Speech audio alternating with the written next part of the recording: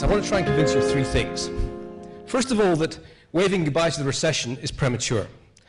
This recession is going to last considerably longer than perhaps most of us realize. There's a perception that China can save the world, that 1.4 billion people going out and buying lots of flat-screen televisions can somehow lift us up of this slowdown in consumption that we're now facing.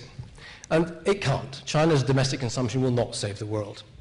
If you look at total consumption in the US and Europe, $20 trillion in total, and here's Chinese consumption at $1.9 trillion. So even if it grows at 10% a year, it's going to be a very long time before it catches up to anything like the volumes that we exist in Europe and the US. Secondly, the economic change that took place in 2007 was not a bump in the road. It wasn't a small economic change. It was much more fundamental and explosive than that, because a lot of pensions are going to be cut. Government spending will be cut. So incomes will begin to go down while prices of commodities and food and water and oil go up. So what do people do? In the West, they have to sell the assets they've got. And so we'll see deflation in asset prices.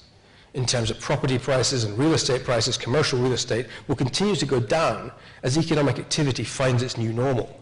Thirdly, that the path that you've been on for the last 10 or 20 years is now fundamentally changing. The strategies that you need for the way ahead have to be different in almost every case. We've got, in the last 30 years, used to the idea in the West that there's only one way to compete in business, and that's the laissez-faire, free market approach to the world that most of us have grown up with. But that's not the only way to compete. And I think we're about to learn an ideological battle from the Chinese in particular, that there's a different way to compete.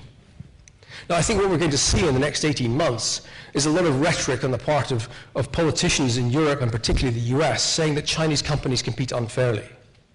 And I want to say, no, they don't. Chinese companies compete differently. They have developed a different model, and who knows, perhaps a better one. It's certainly going to be much more cost-effective than the Western model. And to succeed in the future is going to be much more complicated. It's a maze to get to the money, and you're going to have to swim against the tide or do something different from the rest of your competitors if you're going to be successful. And that's really what I want you to think about for the next 2 days.